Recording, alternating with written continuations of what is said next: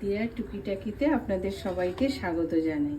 আজকে আমি মাখানা আর ব্যানানার পরিচ বানিয়ে খাওয়াবো।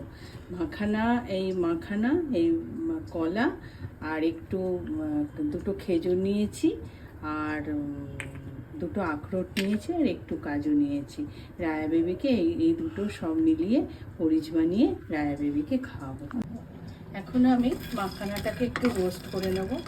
মাখানা খাওয়াচ্ছি এই জন্যে, মাখানায় প্রচুর পরিমাণে প্রোটিন আছে এবং মিনারেলস আছে, যে ক্যালসিয়াম ম্যাগনেসিয়াম, যেটা বোনের গ্রোথ করতে সাহায্য করে।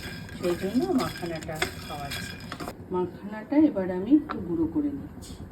মাখানাটা আমি এবার গুঁড়ো করে নিলাম। এবার আমি ড্রাই ফ্রুটসগুলো পেস্ট করে নেব। এখন আমি ড্রাই ফ্রুটসটা পেস্ট করে নিয়েছি। এবার আমি কলা, মাখানা, ড্রাই ফ্রুটসটা মিশিয়ে রায়া বেবিকে সার্ভ করে দেবো।